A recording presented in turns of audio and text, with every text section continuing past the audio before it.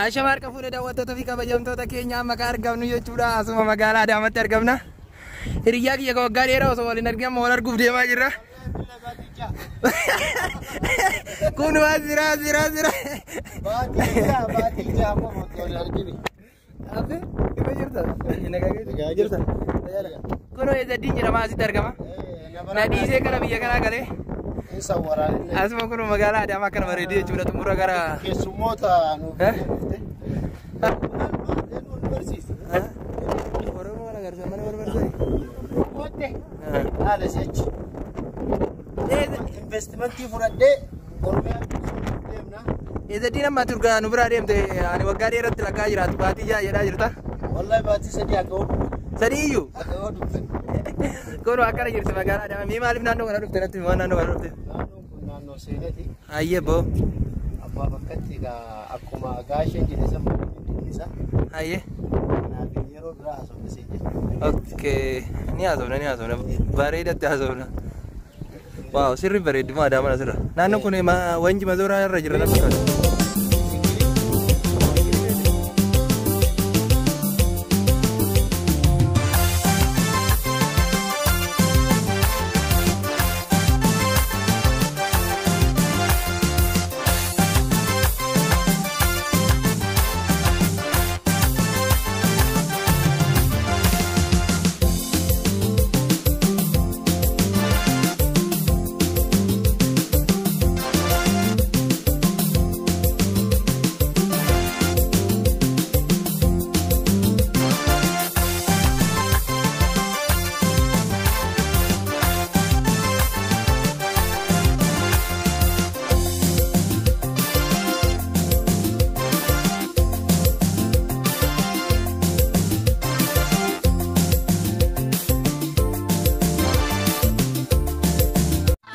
Natalan kabduma pula shanol batta silana malen kabduma pula nadowata.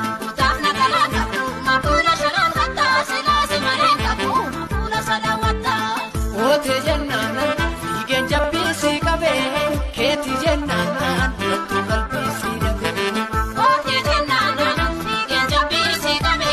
Aisha marka fuudhee daawwattoota fi kabajamtoota keenya jechuudha. Amma keessatti argamnu asuma maal jedhama waan gaarii jirra jechuudha. Waan gaarii jechuun waan bareeda jechuudha. Waan bareeda boodatti argamna. Asumaan hiriyoota kiyya wajjin jechuudha. Sa'aatii kana nyaataaf qophoofnee jirra. Asitti kan argitan eenyuun argitan asitti shiroo argitanii jechuudha. Hedduu namatti tolti yeroo dheeraadhaaf warreen argin akkana bareedina uffatti qophooftee jirti. Asiin immoo kan argitan jechuudha. Hiriyaa kiyya immoo asitti argitanii. Asuma wal bara maqaa keessa. Muraan naan jedhani.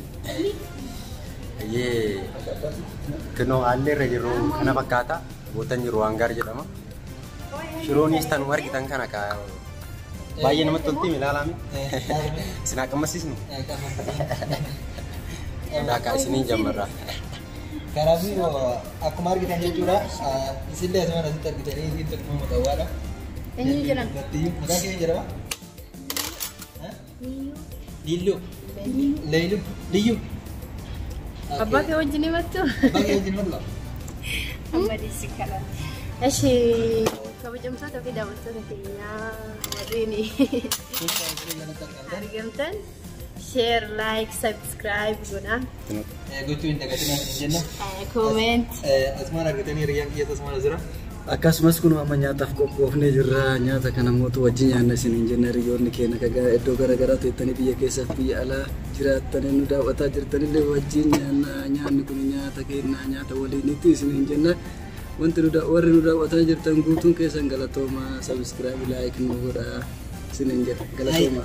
Ayyee ulfaadha isinillee galatooma. Asitti kan argitan kana jechuudha. Maqaa isaanuyyuu hin dagadhe.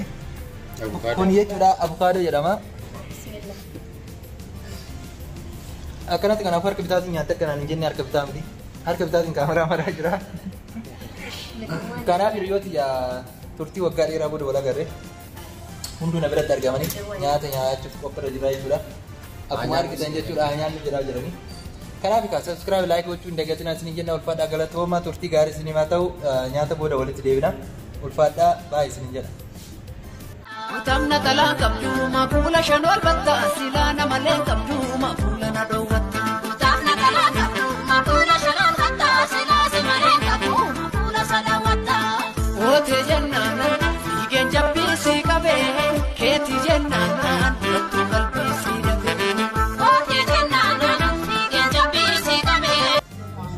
Ahora que nos pide, ya vi.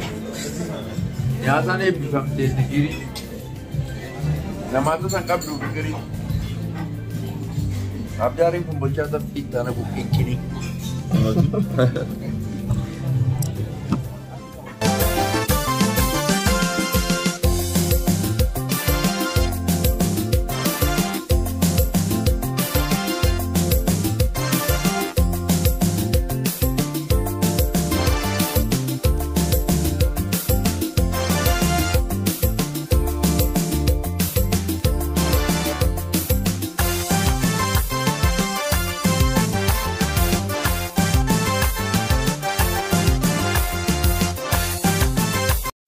Tamna tala kabdu ma pula shanwal batta silana malen kabdu ma pula na dawat